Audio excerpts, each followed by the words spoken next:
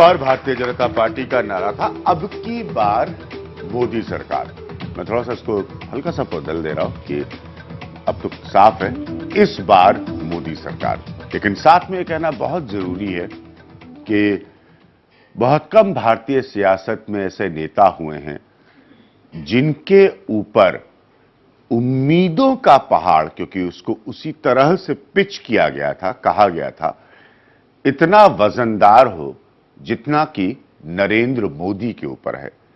देश ने उनको एक ऐसा मैंडेट दिया है जो कि शायद भारतीय जनता पार्टी के तमाम पुराने नेताओं को यकीन भी नहीं होगा, लेकिन साथ में ये बहुत बड़ी जिम्मेदारी है लोगों की उम्मीदों पर खरा उतरने की, नरेंद्र मोदी की।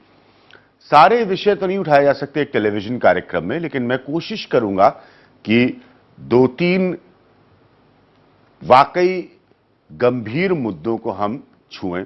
नौजवानों से जब मैं यहां मिल रहा था इस प्रोग्राम को शुरू करने से पहले, तो मैंने उनसे पूछा, मैंने कहा भाई क्या चाहते हो आप लोग मोदी सरकार से? थोड़ी सी ये आंकड़ों की बातें हैं, लेकिन तकरीबन 50% जो हमारी आज की आबादी है उसमें 25 साल से कम उम्र के लोग हैं।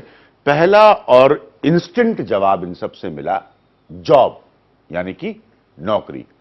तो ये जॉब यानी कि नौकरी, ये इतना सरल मसला नहीं है, इससे बहुत सारी बातें जुड़ी हुई है। तो हम लोग टटोलने की कोशिश करेंगे नौकरी। दूसरी बड़ी बात जिसको लेकर कांग्रेस से भयंकर नाराजगी हुई देश में लोगों को, वो है महंगाई यानी कि इन्फ्लेशन।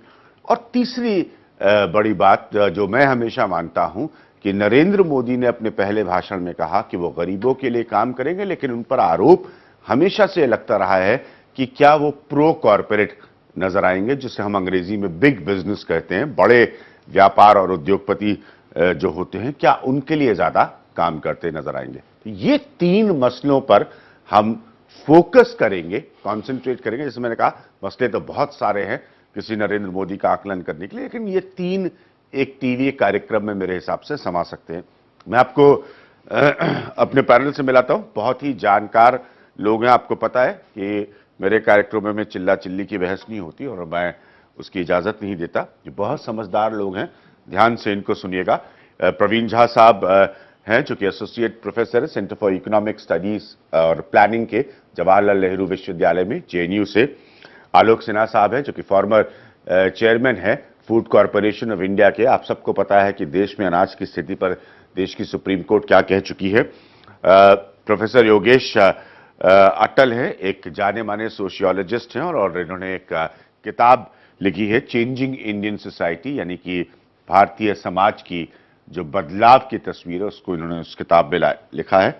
एमके वेणु हैं, एग्जीक्यूटिव एडिटर है अमर उजाला ग्रुप के। आर्थिक मसलों की समझ रखते हैं एमके वेणु। मेरे साथ मुंबई से खास मेहमान जुड़ रहे हैं वेणुगोपाल धूत साहब जो कि प्रेसिडेंट हैं वीडियोकॉन के, और बीजेपी से उनके सीनियर लीडर और स्पोक्स पर्सन प्रकाश जावड़ेकर साहब होंगे। सबसे पहले हम फोकस करते हैं, जो इन नौजवानों ने पहला प्रश्न मेरे सामने रख दिया, जॉब्स को लेकर, नौकरी को लेकर, और क्या क्या सॉल्यूशंस हैं, हम इस पैनल से वो भी लगातार सुनते रहेंगे। प्रवीण, आपसे शुरू करेंगे। देखिए, सीधी सी बात है कि ये अपने आप में एक बहुत ही बड़ी समस्या रही है। हाँ। और एक लंबे अरसे से यह समस्या रही है। और अगर हम आंकड़ों को देखें तो दो तरीके हैं कि हम अपेक्षा पे खरे उतरेंगे कि नहीं, इसके बारे में चर्चा कर सकते हैं। नंबर एक कि उनका पुराना इतिहास जो था इस संदर्भ में कैसा था, तो अगर उसको देखते हैं तो कहीं से कुछ ऐसा नहीं है कि कोई आशा बंधेगी आपको। यानी कि जो उनका पीरियड था टोटल एनडीए वाला जो फेज था, दो तरीके से, एक तो कि किस किस्म के जॉब का सृजन हुआ, कहां हुआ, कितना हुआ, उसके अलावा जो सेक्टर्स के परफॉर्मेंस थे। इनफैक्ट पिछले अगर हम 23-24 वर्षों को देखें तो एनडीए एक की जो सरकार थी उस समय में जो सकल उत्पाद का आंकड़ा है वो सबसे कम था। वो 6 वर्ष जो हैं औसत तकरीबन 3.5-4% के आसपास था। तो इससे बुरा आंकड़ा जो है 90 के बाद से आपको कोई नहीं मिलेगा 5 साल की किसी अवधि के लिए। तो अगर उसको मान के चलें, कृषि में जो स्थिति बनी, कृषि की भयावहता जो थी और जहां पे आप देखते हैं कि तकरीबन 73-74% लोग अभी भी कम से कम महत्वपूर्ण तौर पे उससे जुड़े हुए हैं, आधारित हैं उस पे आजीविका के लिए, रोजगार के लिए, वहां भी स्थिति काफी गंभीर थी। इनफैक्ट जो अग्रेरियन क्राइसिस जो इतना गहराया, जो कृषि का जो संकट गहराया था, उसके पीछे अब एक आम राय है कि जो नीतियां उस समय बनी वो काफी समझिए कि उसके लिए उसको माना जा सकता है कि जिम्मेदार थी।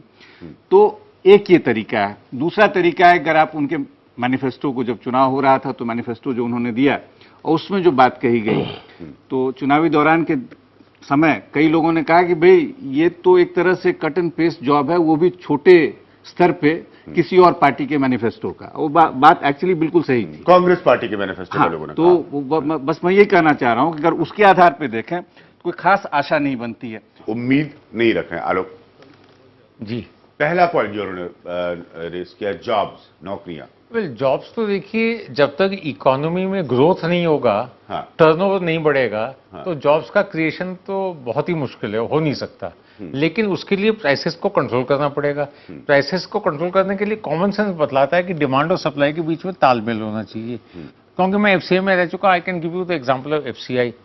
साल भर में एफसीआई के माध्यम से जो बड़े काश्तकार और जो मध्यम वर्ग के काश्तकार जिनको एमएसपी का फायदा दिया जाता है, उनसे करीब 600 लाख टन गेहूं और चावल दिया जाता है। उस 600 लाख टन जो कुल मिला के उत्पादन है, उसका 1/3 है, क्योंकि 2/3 तो डोमेस्टिक कंजम्पशन में आ जाता है। तो सारा का सारा एफसीआई के माध्यम से गवर्नमेंट अपने अलमारियों में, बक्सों में, गोदामों में बंद कर दिया। उस 600 लाख टन में से करीब 400 लाख टन की निकासी होती है। तो साल में 200 लाख टन खरीद के अंदर रख दिया और वो मार्केट को नंगा कर दिया।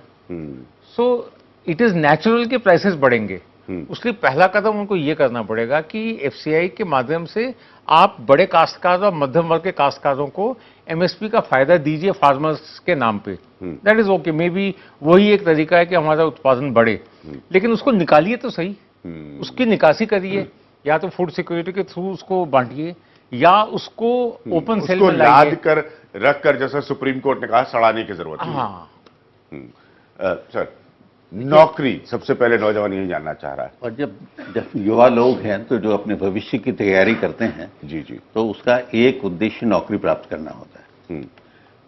हमारी जो आर्थिक विकास की रही है, उसमें नौकरी के साथ हमने बेकारी को जोड़ा।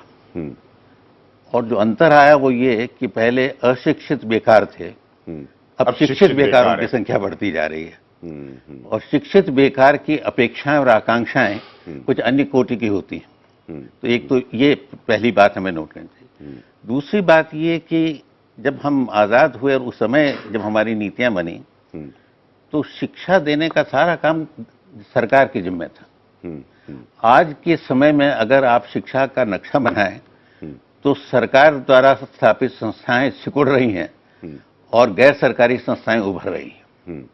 एक बहुत बड़ा परिवर्तन, भारी परिवर्तन है। और उस परिवर्तन का कारण ये है कि हमारी सरकारी संस्थाओं ने परिवर्तन की आंधी को देखने से मना कर दिया और हम उसी ढकोसले वाले पाठ्यक्रम चलाते रहे। ये जो नई संस्थाएं आई हैं, इन संस्थाओं ने उस तरह के कार्यक्रम चलाए हैं कि जो नौकरी के लिए उपयुक्त हों। और इसलिए इस समय में अगर तो उम्मीद आपको प्राइवेट सेक्टर से ही होनी चाहिए। प्राइवेट सेक्टर से ज्यादा, और इन दोनों का करना पड़ेगा। और बहुत ज्यादा उम्मीद भारत सरकार से रखने की मैं समझता हूं आवश्यकता नहीं है। वेल, नौकरी का सबसे बड़ा स्रोत प्राइवेट सेक्टर ही रहेगा। देखिए, अब इलेक्शन के दौरान हमने कई मोदी जी के जो रैलीज में सुना, अटेंड किया बिहार में, आप भी शायद आपने भी दौरा किया। वो हर जगह ये बोल रहे थे कि 18 से 28 साल के जो युवा हैं उनके लिए मैं अपॉर्चुनिटी देना चाहता हूं और उनको एम्प्लॉयमेंट, क्वालिटेटिव एम्प्लॉयमेंट देना चाहता हूं। ये दावा तो उन्होंने किया है, मगर प्रॉब्लम ये है कि हमारा जो इकॉनमी अब ग्लोबल इकॉनमी में जुड़ा हुआ है और हम बिल्कुल आइसोलेशन में आज बात नहीं कर सकते हैं। आप अगर यूरोप में देखें तो यूथ अनएम्प्लॉयमेंट, मैं यूथ की बात कर रहा हूं, वहां पे कई देशों में 30%, 40%, स्पेन में 50% यूथ अनएम्प्लॉयमेंट है, और अमेरिका में भी अनएम्प्लॉयमेंट प्रॉब्लम भी घटी नहीं है, बहुत। तो वहां पे पॉलिटिक्स इस किस्म की वहां पे शुरू हो गई कि प्रोटेक्शनिस्ट पॉलिसीज, कि हमारे लोगों को देखो, बाकी लोगों को अभी छोड़ो, ये दौर वहां चल रहा है। और उसके चलते हुए ओबामा ने ये बोला है कि भाई H1B वीजा, जो हिंदुस्तान के जो लोग अपॉर्चुनिटी, जो यूथ आईटी सेक्टर में जो बाहर जाने की मिलती थी, वो उसमें भी शंका है कि वो टाइट करेंगे, वहां पे आने देंगे कि नहीं। दूसरा, हिंदुस्तान में जितनी हमारे लोग पढ़ के निकलते हैं, जो बच्चे, आपको ये आंकड़ा है कि 1 करोड़ लोग जॉब मार्केट में आते हैं, उनको एम्प्लॉयमेंट देनी जरूरी है। पिछले 10 साल में, ये आप ध्यान से सुनिए, हमें 8% ग्रोथ मिला, 7.5 8%। आप पिछले 3 साल छोड़िए, इतने ज्यादा ग्रोथ के बावजूद एम्प्लॉयमेंट जो 1 करोड़ हर साल मिलना चाहिए था, उसका 1/3 मिला अभी तक। वेणुगोपाल, दूसरा उसके बाद प्रकाश जावड़ेकर के लिए मुझे पता है सबसे ज्यादा प्रश्न होंगे। नौजवानों से मिला मैं स्टूडियो में, पहली बात उन्होंने कही कि उनको नौकरी चाहिए नई मोदी सरकार में। जो प्राइवेट सेक्टर है उसकी तरफ स्वाभाविक है लोग देखेंगे, लेकिन मैं आपको एक छोटी सी कहानी सुनाता हूं, यहां पर बैठे नौजवानों को और हमारे एस्टीम्ड पैनल को भी। मैं हजीरा के पास एक गांव में था गुजरात में, और वहां से मैंने एक कार्यक्रम किया। 1980 में माधव सिंह सोलंकी के समय में वहां पर इंडस्ट्रियलाइजेशन की पूरी प्रक्रिया हुई, और 1979 में 1979 में इंदिरा गांधी उस गांव में गई और लोगों को उन्होंने कहा कि अगर यहां पर उद्योग लगेगा तो आपको रोजगार मिलेगा, नौकरियां मिलेंगी। उस गांव के लोगों ने मुझे, दूध साहब ध्यान से सुनिएगा, उस गांव के लोगों ने मुझे बताया, सब जानते हैं हजीरा एक बहुत ही बड़ा हिंदुस्तान का औद्योगिक इलाका है। उन्होंने कहा कि ना उन्हें जमीन का कॉम्पनसेशन सही तरीके से मिल पाया, 20 साल की उन्होंने कानूनी जंग लड़ी उसके लिए, और प्लस जो तमाम वहां पर उद्योग लगे हैं उनमें काम बाहर के लोगों को मिला, उस गांव के लोगों को, जिस गांव में ये इलाका पड़ता है, उनको काम नहीं मिला। अब ये 1980 की कहानी मैं आपको बता रहा हूं, जो उस गांव में मैंने जाके देखी। अब 2014 है, वो भी गुजरात है। कहानी माधव सोलंकी साहब से शुरू हुई थी, युग नरेंद्र मोदी का है। क्या प्राइवेट सेक्टर वो रास्ता हो सकता है जो नौकरी दे, या अभी भी सरकारी क्षेत्र पर ज्यादा निर्भर होना चाहिए नौजवान को नौकरी के लिए?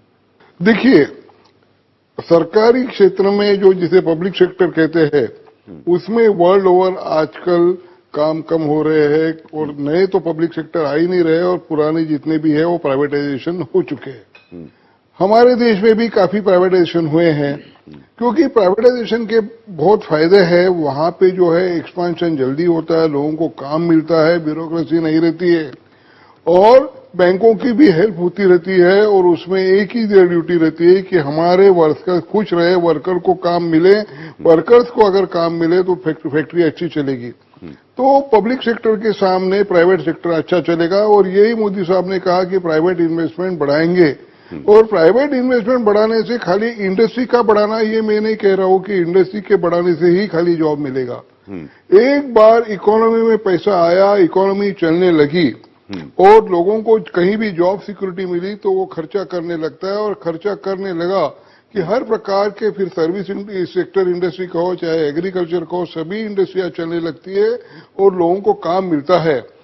और जब लोगों को काम मिलता है तो वो खर्चा करता है, सरकार को टैक्स मिलता है, सरकार को टैक्स मिलने से फिर वो पैसा इकोनॉमी में आके, जिसे कहते हैं वेलोसिटी ऑफ मनी शुरू होके, मोमेंटम इकोनॉमी में एक ऐसी जनरेट होती है जिसके कारण सबको काम मिलती है, और वो प्राइवेट सेक्टर से बहुत जल्दी से पॉसिबल है। आपने बताया अभी कि एग्रीकल्चर भी अभी थोड़ा प्राइवेट सेक्टर में का इंडस्ट्रियलाइजेशन होगा, तो एग्रीकल्चर का industrialization all over the world हुआ है। हमारे देश में ये बड़ा क्रांतिकारक कदम होगा कि इंडस्ट्री का भी प्राइवेट थोड़ा सहयोग होगा कृषि क्षेत्र में, और इंडस्ट्री भी कृषि का काम करेगी। तो ये बहुत जहां कहां जमीन खाली पड़ी है, उसमें कोई काम नहीं कर रहा है। ऐसी जमीनें अगर उसको इंडस्ट्रियलाइजेशन किया जाए, उसमें अगर कुछ इंडस्ट्री के काम हो और कुछ खेती के काम हो, ऐसा शुरू हो गया तो काफी जगह आप देखेंगे कि गांव में लोगों को काम मिलेगा। गांव में एक बार लोगों को काम मिला तो अर्बन के प्रॉब्लम अपने आप सेटल हो जाएंगे। इन्फ्लेशन जो कहते हैं, बहुत सरल साउंड कर रहा है आपके आइडिया जो है, एक्सपोर्ट बढ़ जाएगा जी। इतना सरल नहीं होगा। मैं प्रकाश जावड़ेकर साहब के पास जा रहा हूँ, उनको पूरा समय दूंगा। प्रकाश जावड़ेकर जी, मैंने कहा मैं इस कार्यक्रम की शुरुआत में मेरे पास कोई एजेंडा नहीं था, तो नौजवानों ने कहा भाई, हमने इनसे पूछा क्या चाहिए आपको, तो उन्होंने कहा हमें नौकरी चाहिए। सबसे पहली और बड़ी चुनौती नरेंद्र मोदी की है। बहुत बहुत धन्यवाद कि आखिर आधा घंटे के बाद पूरा मोदी बेटिंग करने के बाद उसने अभी शपथ भी नहीं ली। हाँ। उन्होंने कार्यक्रम घोषित नहीं किया। हाँ। उसके पहले उनके नाकामी का और उसके विफल होने की संभावनाओं का पूरा ब्यौरा अपने लोगों के पास रखा। अच्छी चर्चा कर रहे हो और आखिर मेरे पास आए हो, बहुत बहुत धन्यवाद। हाँ। हम तो पिछले 10 साल की विफलता की बात ऐसा है, हाँ, नहीं उनको, हाँ, प्रकाश जी 10 पूरा साल की समझ गए। विफलता हाँ। की बात कर रहे थे। 10 साल की नहीं, मैंने सुना एक एक शब्द को। धूत तो छोड़िए, बाकी जो सारे हमारे विद्वान पैनलिस्ट है, उन्होंने जो बाकी भविष्य दर्शाया है, उनका मैं आदर करता हूं। लेकिन मैं 3 बातें सामने रखना चाहता हूं। एक, प्लानिंग कमीशन का 2011 में पब्लिश रिपोर्ट है। 6 साल यूपीए के, 6 साल एनडीए के।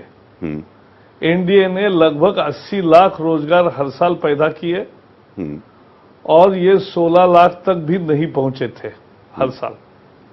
तो पहले तो प्लानिंग कमीशन मोंटेक सिंह अहलूवालिया के द्वारा जारी आंकड़ों की बात मैं कर रहा हूं।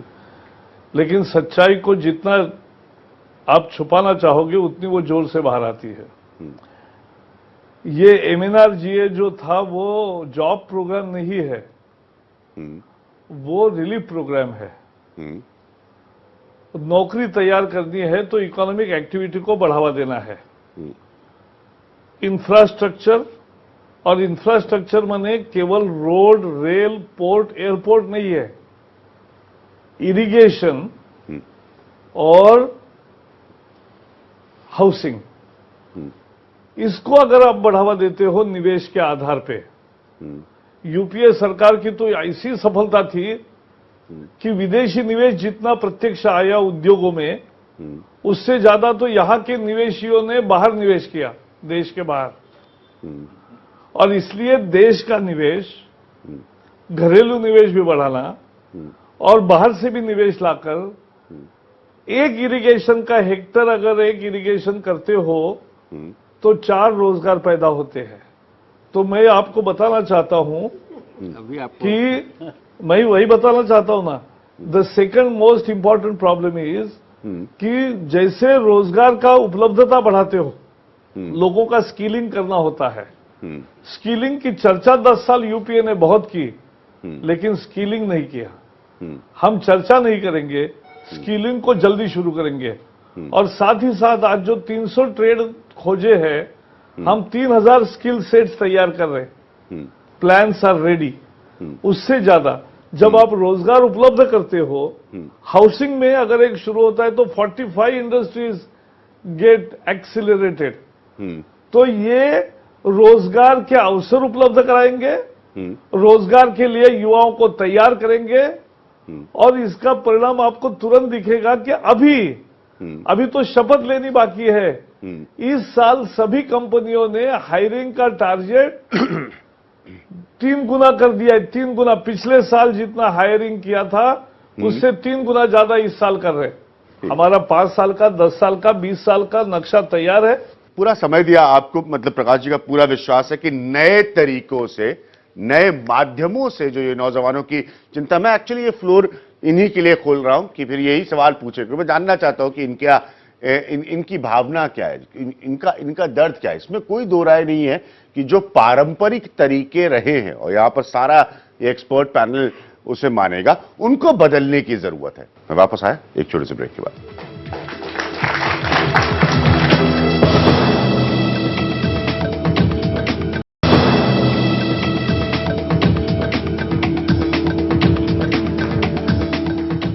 मैंने कहा कि नरेंद्र मोदी से देश क्या चाहता है, इसको एक टेलीविजन कार्यक्रम में बांधना बड़ा मुश्किल काम है। इसलिए मैंने जनता की, ये सब नौजवान यहाँ बैठे हैं, इन्हीं की राय ली। इन्होंने सीधे सीधे कहा भाई नौकरी चाहिए, सीधा। इन्होंने कोई ये हमारी तरह ज्यादा आकलन नहीं करते जीवन का, उस उम्र में भी ये लोग नहीं है। तो अब इन्हीं को मैं देता हूं मौका प्रश्न पूछने का। हाँ, आपका सवाल किनसे है? मेरा सवाल ये है कि आप कृषि की तरफ युवाओं को आकर्षित करने के लिए क्या करेंगे? हमारे एक कृषि प्रधान देश है और हमें कृषि को अपना एक एसेट बनाना पड़ेगा। एग्रीकल्चर मुझे लगता है देश का कभी भी मेन स्टे है ही। और मैं आपको बताना चाहता हूं, सरकार को सही में केवल पानी पहुंचाना है और विज्ञान पहुंचाना है कि पानी के कम उपयोग में ज्यादा से ज्यादा खेत का काम कैसे हो। ये विथ वाटर अवेलेबिलिटी, देखो गुजरात में कपास के किसान फल फूल रहे और नजदीक महाराष्ट्र में आत्महत्या कर रहे कपास के किसान। तो फर्क क्या है? मैंने जाकर दोनों जगह देखा, वहां चेक डैम की श्रृंखला है, वहां पानी का पूरा ट्रीटमेंट हुआ है, तो एश्योर्ड वाटर सप्लाई, और यहाँ विदर्भ में नहीं है। तो यही फर्क है। 2 साल से तैयारी कर रहा हूँ, मेरे मार्क्स कट ऑफ से काफी ज्यादा आते हैं, फिर भी मैं जॉब नहीं ले पा रहा हूँ। बाकी जो पैसा लेके आते हैं वो मुझसे ज्यादा मार्क्स ले आते हैं, उसके बाद वो आसानी से जॉब ले लेते हैं। हम क्यों जाना चाहते हैं सरकारी नौकरी में? आपने कहा कि मैं सरकारी नौकरी करना चाहता हूं, तो आप भी किस कारण से उस तरफ जाने के लिए प्रेरित हुए हैं, ये सोचना पड़ेगा। और उत्तर आपके उसमें है कि आज सरकारी नौकरी को भ्रष्टाचार के साथ जोड़ा जाता है। कि अगर आप सरकार में चले गए तो एक बार घुसे तो आप जब तक रिटायर नहीं होते हैं तब तक आप वहीं बने हुए हैं, या एक्सपायर नहीं हुए तब तक वहीं बने हुए हैं, और जब तक वहां हैं तब तक आप सुरक्षित नौकरी है, सरकारी नौकरी है, और ढेर सारा भ्रष्टाचार कीजिए। हाँ। अब अगर भ्रष्टाचार पर हम प्रहार कर रहे हैं, हाँ, तो उस प्रहार का एक कारण, एक तरीका ये हो सकता है कि हम उन नौकरियों को ठुकरा दें। हाँ, कई नौकरियां विज्ञान सरकार ही दे सकती है, लॉ एंड ऑर्डर।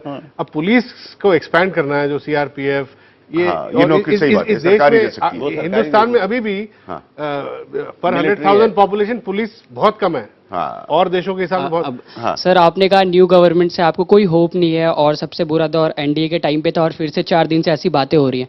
तो अब हमने यूथ ने, इंडिया ने बीजेपी को वोट तो दे दिया, वो पावर में भी आ गई। तो सर, बिना डिप्लोमेटिक हुए एक वर्ड में आप हमें बता दें कि क्या हमने ये गलती कर दी और अच्छे दिन ना आके और भी बुरे दिन आने वाले हैं? देखिए, मैं बहुत अच्छा सवाल। Without getting diplomatic please. देखिए, जहां तक रोजगार का सवाल है, मैं कोई ऐसी संभावना नहीं देखता हूं जिसमें कि सृजन के दर में कोई वृद्धि आएगी।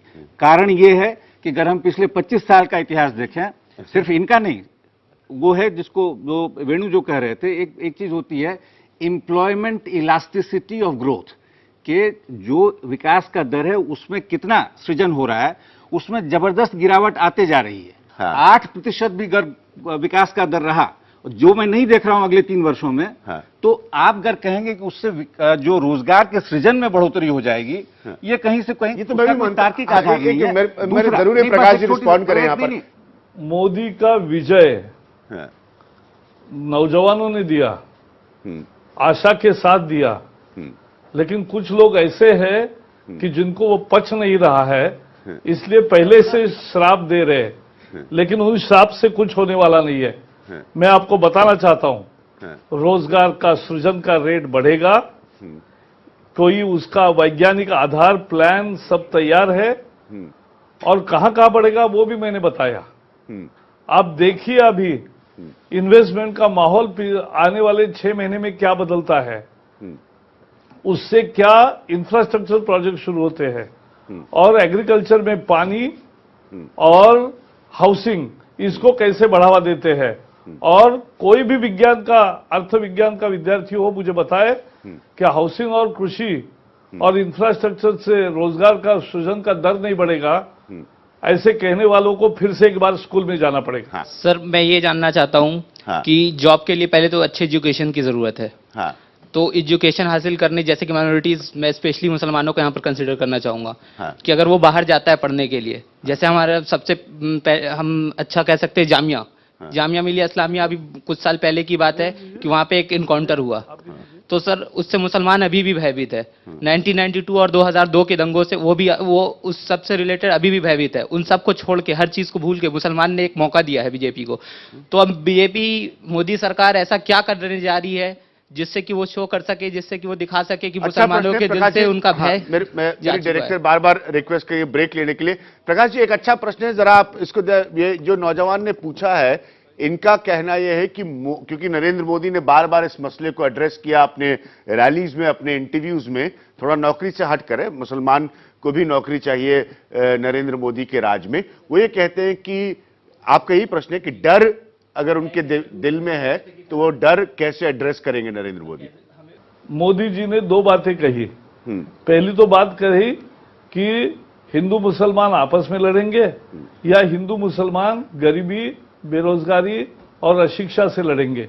तो मिलकर बेरोजगारी, अशिक्षा और गरीबी से लड़ेंगे। एक।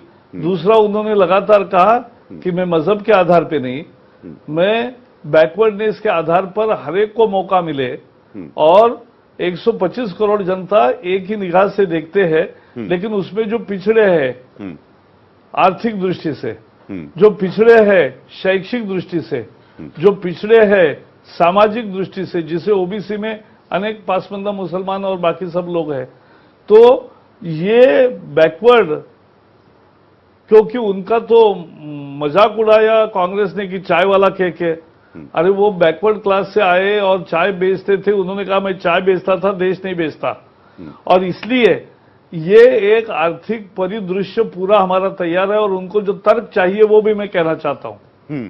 तो मुसलमान नौजवान कभी भी कोई भी डर रखने का तो सवाल ही नहीं। अवसर मिलेगा, केवल समान अवसर नहीं मिलेगा, विशेष अवसर मिलेगा, जो तबकों को विशेष अवसर देने की जरूरत है। मैं ले रहा हूं यहां पर एक छोटा सा ब्रेक। इन्हीं नौजवानों के सवाल को मैं कंटिन्यू करूंगा, क्योंकि मुझे लग रहा है कि इनके प्रश्न में हमेशा से मासूमियत तो रहती है, लेकिन एक सेंस भी आपको मिलता है, एक अंदाजा भी मिलता है कि आज देश में एक बड़े बहुमत के साथ, इसमें कोई दो राय नहीं कि ऐतिहासिक परिस्थितियों में एक सरकार नरेंद्र मोदी के नेतृत्व में बैठ रही है। तो नौजवान कैसे देख रहा है उसकी तरफ, उन्हीं प्रश्नों को हम चालू रखेंगे एक छोटे से ब्रेक के बाद।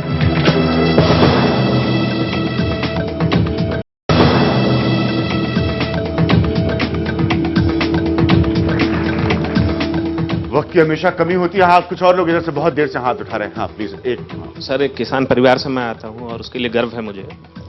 बीटेक एमबीए स्किल्ड शिक्षित बेरोजगार हूँ मैं। सर, खेती भी होती है हमारे यहाँ। प्राइवेट कंपनियों के निवेश की आप बात कर रहे थे। यूपी सर, बनारस का। बनारस की प्राइवेट कंपनियों के निवेश की आप बात कर रहे थे कि प्राइवेट कंपनियां एग्रीकल्चर में आएंगी तो उससे नुकसान है। सर, हमारे यहाँ सब्जी वगैरह की भी खेती होती है, पार्ट लेता हूं मैं उसमें। टमाटर हम मंडी में लेके जाते हैं, 2 रुपए किलो बिका, सड़ा नहीं बिका, गारंटी नहीं है। प्राइवेट कंपनी आ रही है, एक बॉन्ड के तहत यदि हमसे लेके जा रही है तो क्या बुराई है इसमें, रास्ते क्या है उसके?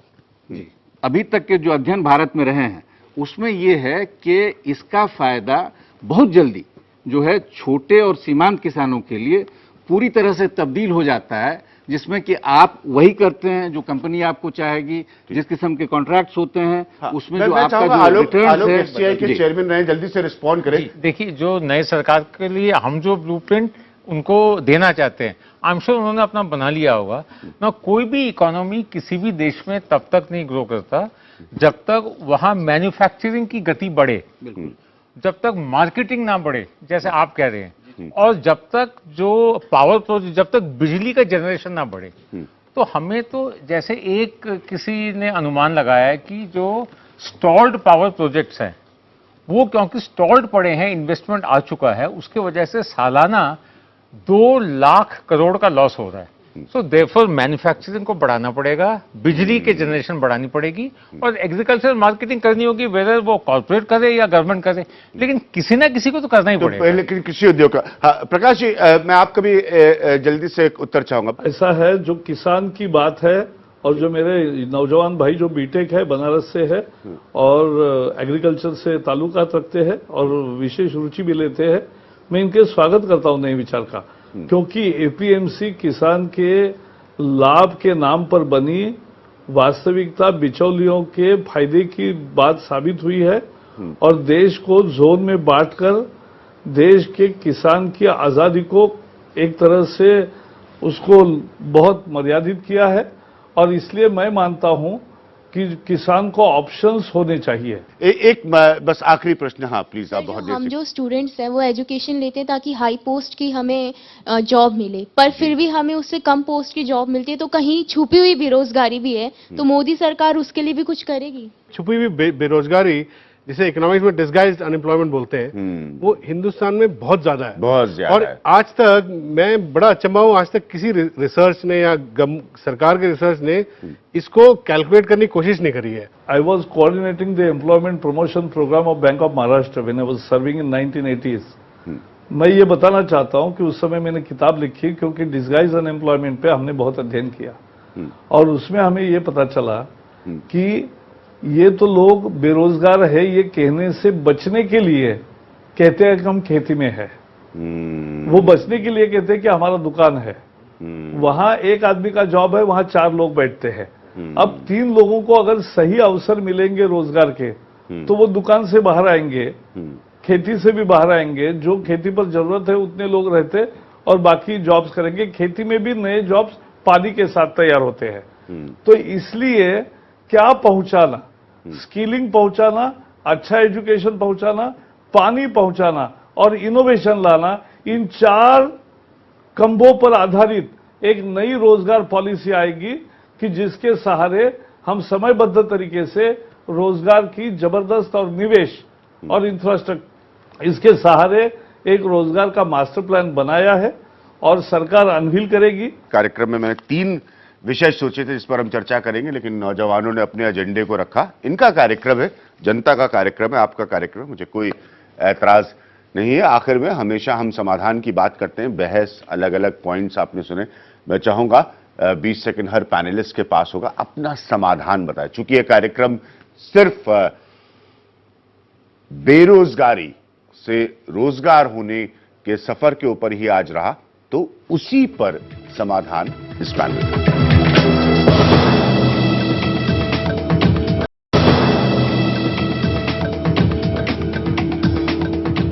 नई सरकार के एजेंडे पर विषय बहुत सारे हैं, लेकिन आज हम सिर्फ बेरोजगारी की समस्या की तरफ देख रहे हैं। समाधान नरेंद्र मोदी के लिए 2 सेक्टर हैं जहां पे एम्प्लॉयमेंट बढ़ सकती है। हिंदुस्तान में सबसे ज्यादा एम्प्लॉयमेंट प्रोवाइड होता है कंस्ट्रक्शन में, जिससे वो हाउसिंग से जुड़कर हाउसिंग, रूरल कंस्ट्रक्शन, ये और भी चीजें हैं जैसे ये इरिगेशन, रूरल एसेट्स। ये कह रहे हैं कि मनरेगा को, बीजेपी ने कहा है कि कांग्रेस वाली मनरेगा को जारी रखेंगे मगर वो एसेट क्रिएशन से जोड़ेंगे। सैनिटेशन, टॉयलेट्स, ये जो चीजें जिनकी जो बहुत डिमांड है हिंदुस्तान में, अगर उस चीज को ये, और ये छोटी चीजें, इसमें बड़ी टेक्नोलॉजी की जरूरत नहीं है। मैं कोई बड़े बड़े प्रोजेक्ट्स की बात नहीं कर रहा, बड़े प्रोजेक्ट्स तो आते हैं, ये छोटी छोटी चीजें जो, और ये सेल्फ एम्प्लॉयड को अगर स्किल करें, उनको थोड़ा और एम्पावर करें कुछ नए स्किल्स देके, तो वो एक मेरे ख्याल इमीडिएटली जो शॉर्ट टर्म में उसका फायदा हो सकता है। ठीक सर। रोजगार की समस्या बेरोजगारी से जुड़ी हुई है, गरीबी से जुड़ी हुई है, शिक्षा से जुड़ी हुई है, और इस सारे को देखने के मैं समझता हूं कि ये एक पहला आमंत्रण है कि हम इसको अपने व्यापक परिप्रेक्ष्य में देखें, और टुकड़ों टुकड़ों में देख करके अगर हमने इलाज करना शुरू किया तो फिर वही हत्या होगी। और अंत में मैं कहना चाहता हूं कि जो मैं संयुक्त राष्ट्र संघ में काफी वर्षों तक काम किया है, एक नारा जो उठा वो था, it is not the business of the government to do business. उसका काम शासन करना है, सुशासन करना है। और सबसे बड़ी बात यही है कि मोदी साहब ने इसी बात पर बल दिया है कि वो सुशासन करेंगे। हम सबको अपने ढंग से सोचना चाहिए और इस मनोवृत्ति से निकलना चाहिए कि सरकार हमको दान दे दे। बहुत अच्छा पॉइंट, बहुत अच्छी बात कही आपने। आलोक, आपके हिसाब से, क्योंकि आज हम सिर्फ जॉब का मसला उठा पाए, अनएम्प्लॉयमेंट। देखिए, मैं केवल 3-4 नुस्खे बताने की कोशिश करूंगा। पहला तो ग्रोथ, जो इकोनॉमी की गाड़ी जो बैठ गई है, उसको रेल्स में लाने के लिए ग्रोथ के बिना वो नहीं आएगी। जब वो रेल्स पे आ जाए, उसको आगे चलाने के लिए मैन्युफैक्चरिंग को इंकरेजमेंट करना पड़ेगा, इनोवेशन को करना पड़ेगा, और जितने स्टॉल्ड पावर प्रोजेक्ट्स है, क्योंकि बिना बिजली के गांव में ना तो कृषि हो पाएगा, ना गांव का बालक पढ़ पाएगा, ना कोई कारखाने चल पाएंगे। तो उसलिए पावर के जो स्टॉल्ड प्रोजेक्ट्स है उनको आगे लगाना पड़ेगा। फिजिकल इंफ्रास्ट्रक्चर, उसमें कई पक्ष हैं, पावर है, रोड्स हैं, एक्सेट्रा, उसको कैसे जल्दी से जल्दी आगे बढ़ाया जाए। साथ ही साथ सोशल इंफ्रास्ट्रक्चर, उसमें मुझे लगता है कि पिछले 20-25 वर्षों में हम गलत दिशा में जा रहे हैं। हेल्थ, एजुकेशन, इस सब के लिए जो नीतियां हैं, नीतियां गलत हैं, उसके जितने सारे परिणाम मुझे दिखाई दे रहे हैं काफी गलत दिखाई दे रहे हैं। तो सोशल इंफ्रास्ट्रक्चर को कैसे गंभीरता से देखा जाए। तीसरी चीज, रूरल इंडिया पे काफी फोकस करने की आवश्यकता है। प्रकाश जी, आपने ज्यादातर अपनी बातें रखी, लेकिन फिर भी आखिर में पॉइंट के हिसाब से आपका समाधान सुनना चाहूंगा। मैं जानता हूं आप इस पॉलिटिकल इकोनॉमी के विषय पर बहुत अध्ययन करते हैं, पढ़ते हैं इसको। मेरी दो ही बातें हैं। एक, अपने देश में गवर्नेंस की कमी रही। डिसीजन लेना लीडरशिप का फंक्शन होता है। वो डिसीजन नहीं लिया तो क्या होता है ये हमने 10 साल भुगता है। तो पहले तो निर्णय करेंगे, दूसरे एक रोडमैप के तहत करेंगे। हम ये नहीं कहेंगे कि 100 दिन में ये होगा और 200 दिन में होगा, लेकिन साल में क्या होगा, 2 साल में क्या होगा, 3 साल में क्या होगा, कहां तक हम पहुंचेंगे, ये बता सकते हैं। और उससे ज्यादा महत्वपूर्ण ये है कि अभी जो पैनल के विशेषज्ञ भी जो है, हर एक की जो अच्छा सुझाव है, जो करणीय है, उसको हम करेंगे, क्योंकि हम मानते हैं कि विचारों का कोई इज्म नहीं होता है उस तरह से। अच्छे सुझाव है। आपने शुरुआत में उनको तो मोदी अच्छे बैशिंग हैं के तो लिए अच्छे हैं। आरोपित कर दिया था पैनल को। इसी से मैं अंत में ये कह रहा हूं कि मोदी बैशिंग करने वालों से भी अच्छा अगर सुझाव आता है तो उसको भी हम स्वीकार करेंगे। बहुत बहुत शुक्रिया सबका। मैं अंत में सिर्फ इतनी बात कह सकता हूं कि सही बात है कि जैसे मैंने कहा कि मैंने सोचा था 1-2 महत्वपूर्ण विषयों को, क्योंकि मैं खुद उसके बारे में पढ़ता लिखता रहता हूं, कि मैं उठा पाऊंगा, लेकिन नौजवानों का कार्यक्रम है, देश की जनता का कार्यक्रम है। इनको लगा बेरोजगारी, कि इनको काम मिले और इनकी शिक्षा के स्तर से इनको काम मिले। ये मुझे सबसे बड़ा सेंस इन लोगों के भीतर नजर आता है। मोदी सरकार की बहुत सारी चुनौतियां हैं, बहुत सारी चुनौतियां किसी भी सरकार की होती है। मैं कोशिश करता रहूंगा कि उनको मुद्दों के तौर पर और एक सार्थक बहस के तौर पर आप लोगों के सामने उठाता रहूं। फिलहाल